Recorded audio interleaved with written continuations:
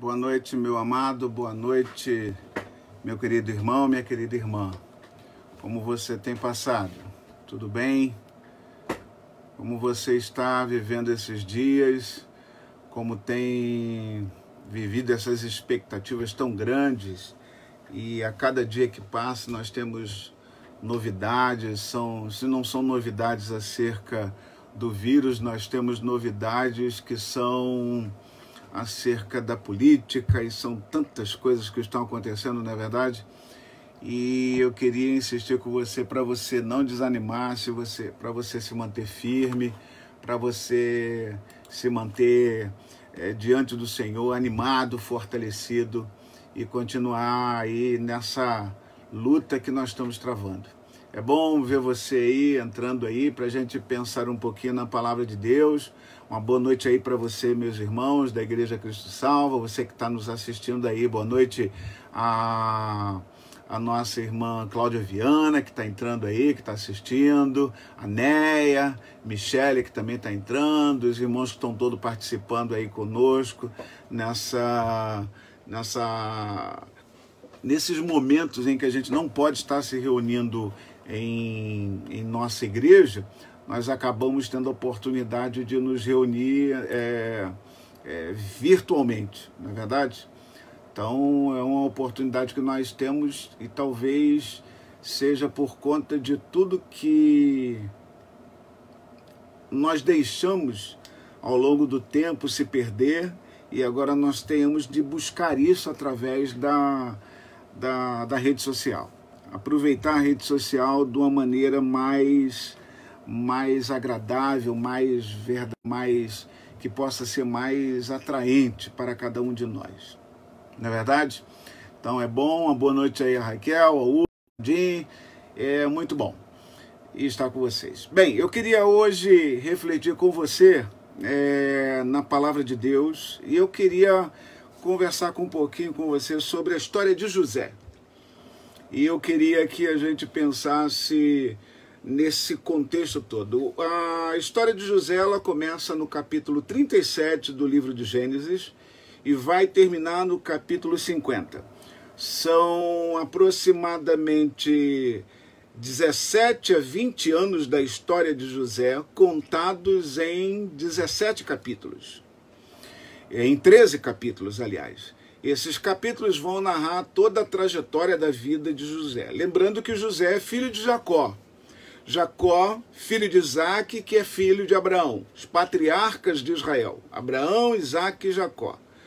Jacó tinha dois filhos, Isaac tinha dois filhos, Jacó e Esaú, e Jacó tem que fugir. Ele tem que criar sua família fora da sua terra. Depois de formada uma grande família, ele vem com seus filhos, com sua mulher, de volta para sua terra.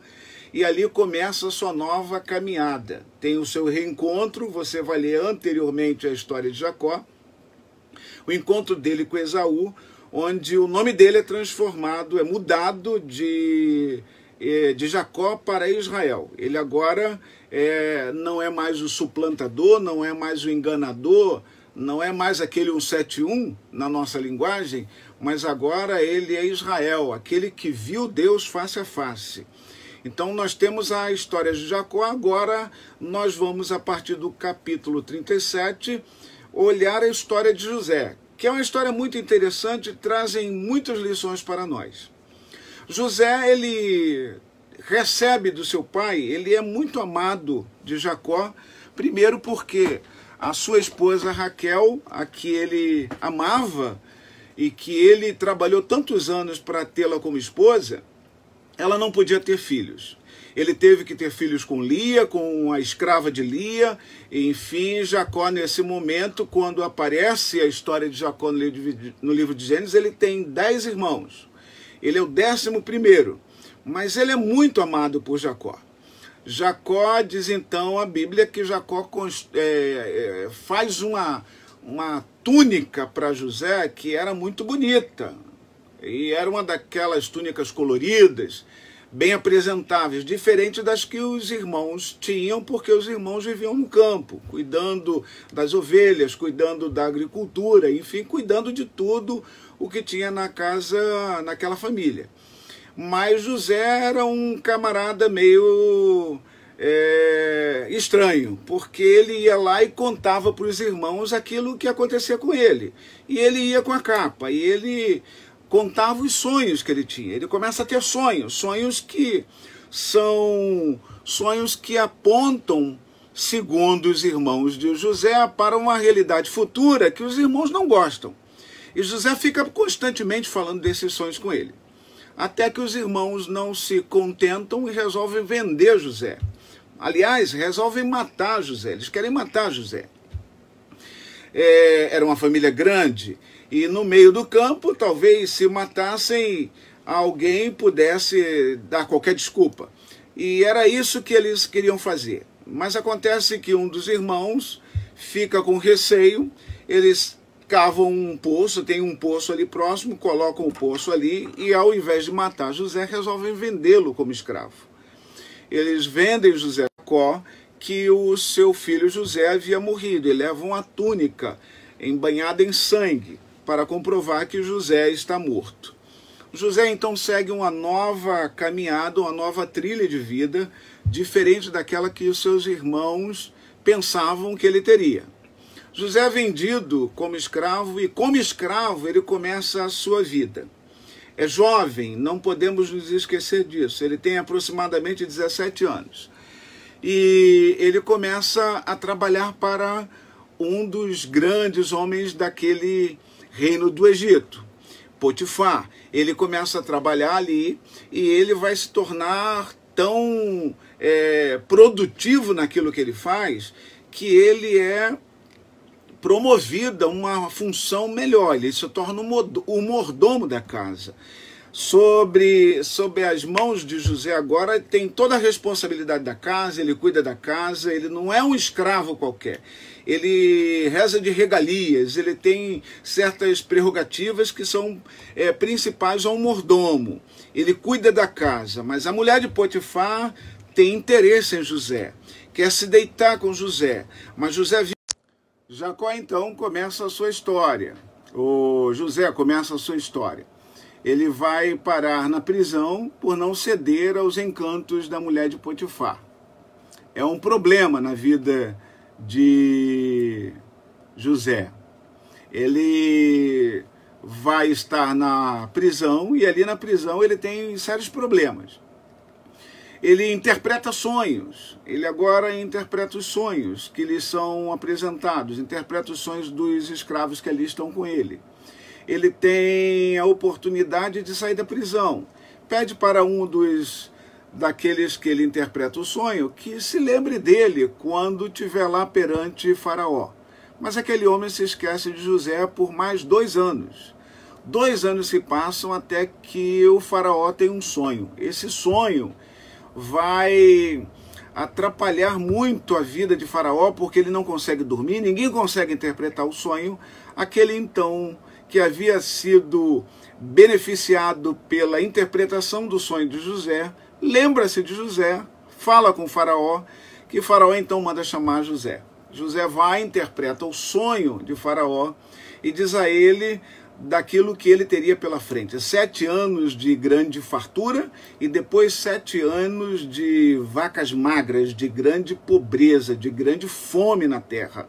Então o faraó pergunta o que fazer e José diz, olha, encontre alguém que possa durante esses 7 anos ajuntar grande quantidade de alimento no celeiro, para que quando vier os 7 anos de fome, os povos venham e comprem como Egito. Então o faraó fica encantado com José, com a sua sabedoria, e o promove a governador do Egito. Ele sai da prisão, sai da escravidão, para se tornar governador do Egito. José agora já não tem mais fisionomia de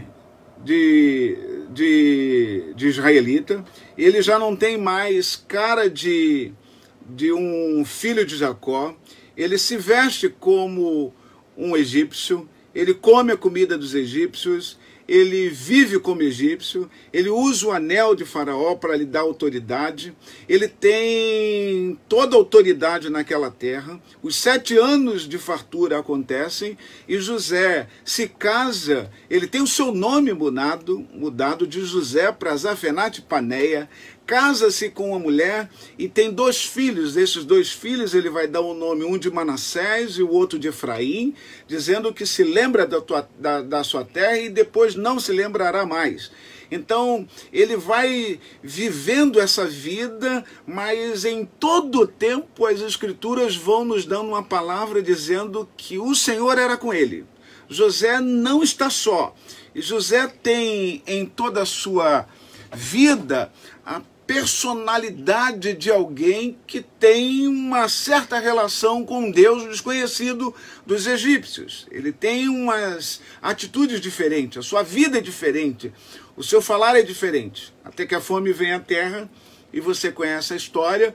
Os irmãos saem da terra de seu pai Jacó para irem comprar comida do Egito, se deparam com o seu irmão Jacó sem saberem que ainda era o seu irmão, sem saberem que era José.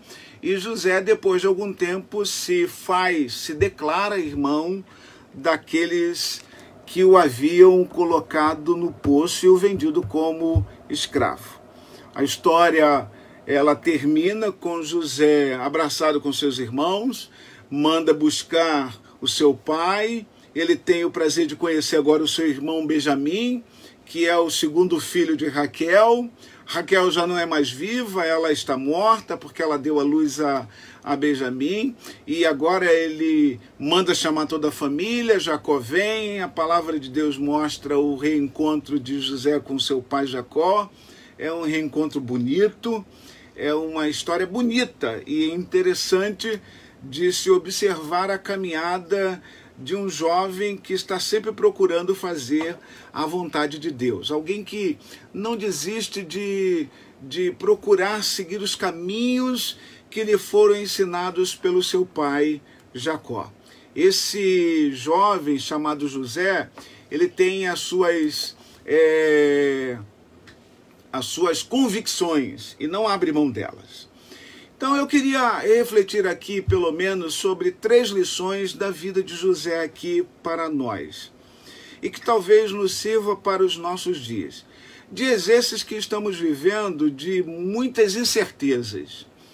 Nós não temos mais certeza do dia que voltaremos a nos reencontrar no templo. Voltaremos. Isso vai passar, mas nós não podemos garantir quando isso vai acontecer. Se vai acontecer agora, na próxima semana, se vai acontecer daqui a 15 dias, um mês, nós não temos essa certeza. Nós ficamos agora, nós fomos descobertos para uma nova realidade. Viver uma nova realidade que não nos era permitido pensar. José jamais poderia pensar como filho de Jacó, com tudo que ele tinha na sua terra, que ele viveria uma realidade diferente daquela que ele passaria a viver. E a vida de José muda radicalmente, completamente. A nossa vida mudou radicalmente. A nossa vida mudou completamente. Nós sequer podemos sair de nossa casa sem o receio de pegar essa doença invisível, maléfica, má, e que tem matado milhares de pessoas em todo o mundo. As igrejas que eram o ponto de encontro das pessoas aflitas, carentes e que procuravam ser atendidas em suas necessidades, essas pessoas hoje não têm aonde recorrer mais. Não tem uma igreja, elas recorrem à rede social. Elas vão procurar as igrejas virtuais que estão a todo momento espalhadas em todo lugar. Você e eu vivemos essa nova realidade. Mas a primeira lição que eu tiro da vida de José é que a gente não pode desistir dos nossos sonhos, dos nossos ideais. A gente tem que manter a nossa determinação e a persistência na nossa vida. Aliás, determinação e persistência são marcas de um cristão autêntico.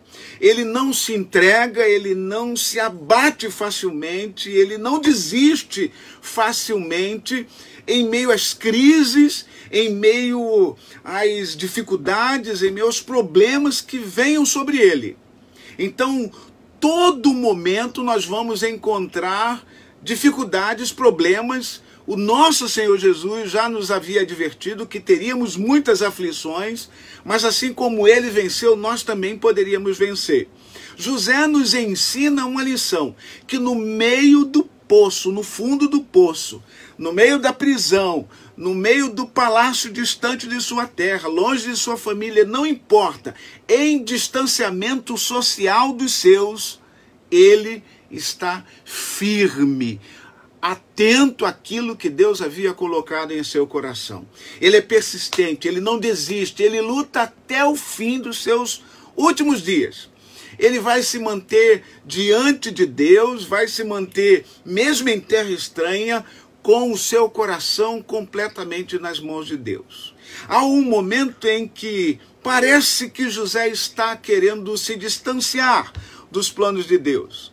Mas seu pai Jacó manda seus irmãos levarem para ele um pouco de alimento, frutas da região, um pouco de mel, bálsamo, e Jacó é despertado para lembrar quem realmente ele era.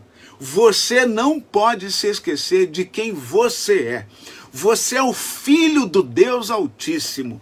Você é o filho do Deus vivo. Você foi lavado e remido pelo sangue de Jesus. Você, em meio à crise, você tem que manter a sua determinação. Você tem que se manter firme.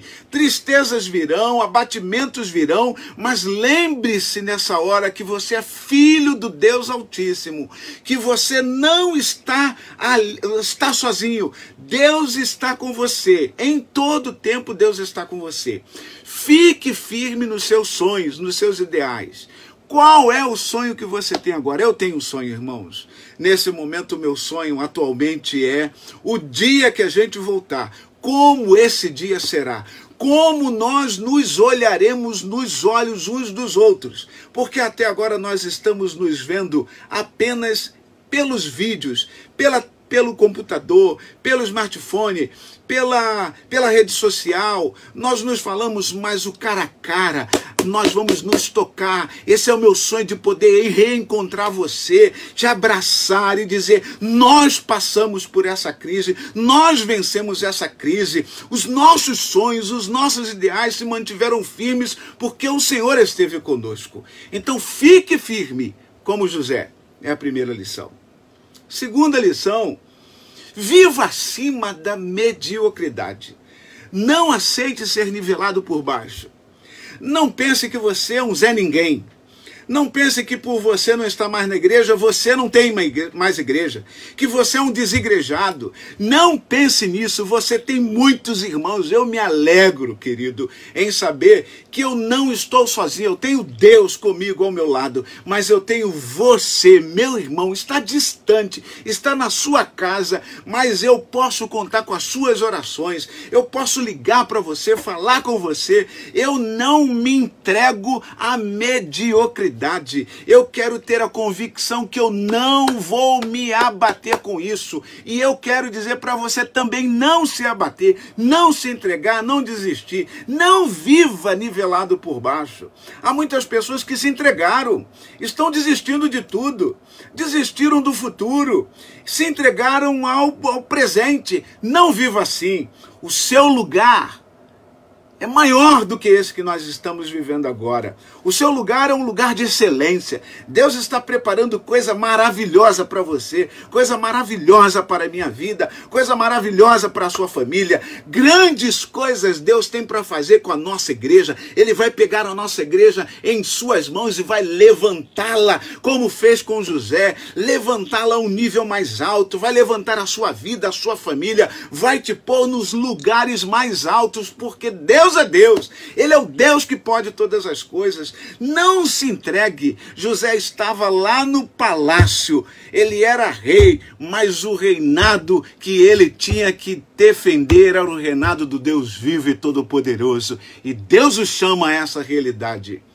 É interessante que você, quando leia a história de José, e finalize o capítulo de Gênesis ao começar o início do livro de Êxodo, quando depois o povo vai sair da terra do Egito, eles não esquecem-se de uma coisa muito interessante.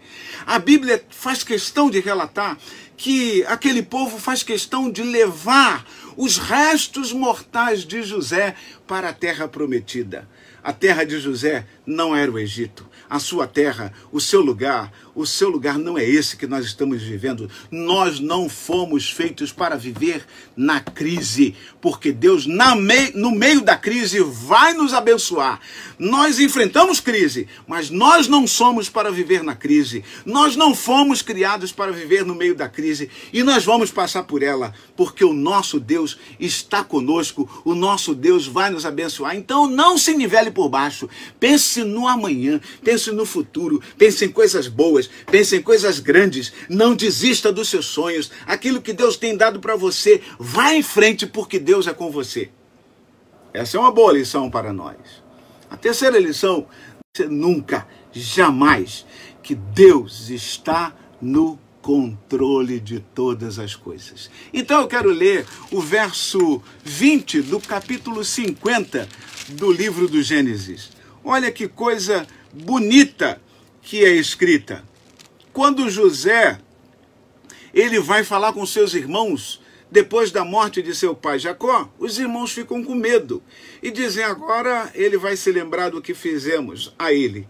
Enquanto nosso pai estava vivo, ele não fez nada, mas agora com certeza ele fará. Ele vai nos matar a todos. E então eles se aproximam de José e José diz a eles, sabe que eles estão com medo, mas José diz o seguinte, verso 20 do capítulo 50. Vós, na verdade, intentastes o mal contra mim, porém Deus o tornou em bem, para fazer como vedes agora, que se conserve muita gente em vida. Essa é uma palavra que me anima, irmãos. Essa é uma palavra que me revigora, me fortalece, porque no meio da crise, aqueles irmãos agora são eles que estão vivendo a crise, são eles que estão com medo, mas Jacó vai dizer a eles, não tenham medo, Deus transformou o mal em bem. Jacó disse isso porque Deus tem o controle de todas as coisas. E eu creio, irmão, eu creio que Deus vai transformar esse mal em bem, vai mudar isso que estamos vivendo para uma coisa maravilhosa, transformadora, tremenda, maravilhosa, algo muito especial na sua vida, na sua igreja, na minha vida, na minha família, na minha igreja. Então, juntos estaremos sendo abençoados. Deus vai transformar esse mal em bem, porque tudo isso foi para conservar muita gente em vida. Nós não sabemos o dia de amanhã, é verdade. Mas hoje eu dou graças a Deus porque você está vivo. Eu dou graças a Deus porque eu estou vivo. Eu tenho a minha esposa, meu filho, minha filha, minha mãe, meus irmãos, a minha família espiritual, que Deus tem preservado, tem abençoado, tem resguardado, tem protegido, porque é a família do Senhor e o mal Ele vai transformar em bem. Creia nisso para a glória do nome de Deus. Deus é bom, Deus está conosco. Então não esqueça dessas lições da vida de José. Não desista dos seus sonhos, não se entregue, não viva um aviso, mas pense no amanhã que Deus vai fazer e vai te colocar num lugar de excelência, porque os humilhados Deus os exaltará. Coloque-se diante de Deus, Viva a vida com Deus.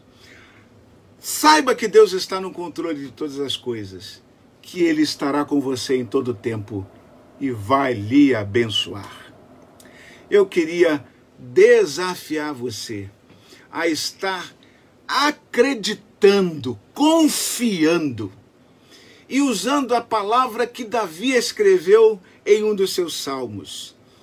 Entrega teu caminho ao Senhor, confia nele e o mais ele fará. Descansa no Senhor e ele concederá os desejos do teu coração.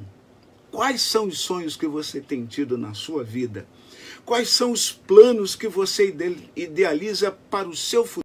Deus está olhando o seu coração nesta hora, contemplando as suas necessidades e há de abençoar a sua vida. Como tem sido a sua vida em meio a essa crise? Você tem vivido de cabeça baixa ou você tem levantado a sua cabeça? Quando você e Deus abençoa, promove bênçãos na tua vida, te dá condições de você enfrentar qualquer crise, e essa vai passar, porque Deus está com você, Ele está no controle de todas as coisas. Deus abençoe você, a sua vida e a sua família, porque o Senhor é o nosso Deus vivo, o Deus Todo-Poderoso em quem podemos confiar. Fique firme, não desista, não desanime, isso vai passar. E se puder, fique em casa, mas não desista. Logo, logo, nós nos encontraremos, nos abraçaremos e juntos celebraremos o nome do Senhor. Eu quero orar com você nessa hora. Deus, muito obrigado pelas lições que aprendemos da vida de José. Ele não se entregou, ele não se abateu, mas ele mostrou que em meio às crises que ele viveu, ele tinha uma convicção de que o Senhor era com ele, que o Senhor não havia desistido dele. Passaram-se mais de 17 anos até que a grande bênção na sua vida surgisse e ele pudesse reencontrar a sua família, os seus irmãos. Nós estamos no meio de uma crise, Senhor. Os dias já são passados, não sabemos quantos ainda virão pela frente, mas haverá o dia que nós nos encontraremos outra vez como família cristã. E este é um sonho em que nós nos alegraremos e glorificaremos o teu nome, não mais apenas pelas redes sociais, mas fisicamente, abraçados, olhando uns nos olhos dos outros, levantando as mãos na tua casa, reunidos, glorificando o teu nome, como fazemos em nossa casa, mas ali naquele local onde os teus santos se reúnem para te louvar e adorar. Muito obrigado. Continua abençoando os teus filhos, Senhor. Abençoa, eu quero te pedir, aqueles nossos irmãos que são profissionais da saúde, que estão à frente dessa batalha, que têm perdido seus colegas, Senhor, para esta doença, mas continuam firmes. O Senhor guarda eles, o Senhor protege eles, o Senhor dá força a eles, ó Deus. Continua fortalecendo a vida de cada um deles, continua animando o coração de cada um deles. Abençoa, Senhor, a tua igreja, o teu povo, aqueles irmãos que têm se enganjado na batalha social para alimentar aqueles que estão sem alimento em casa. Obrigado, Senhor, porque o Senhor tem abençoado a minha vida através de algumas pessoas que têm olhado para o meu lar, a minha família, e têm me abençoado. Eu glorifico o teu nome pela vida dessas pessoas e peço a tua bênção sobre elas. Abençoa os meus irmãos que também têm abençoado tantas outras pessoas.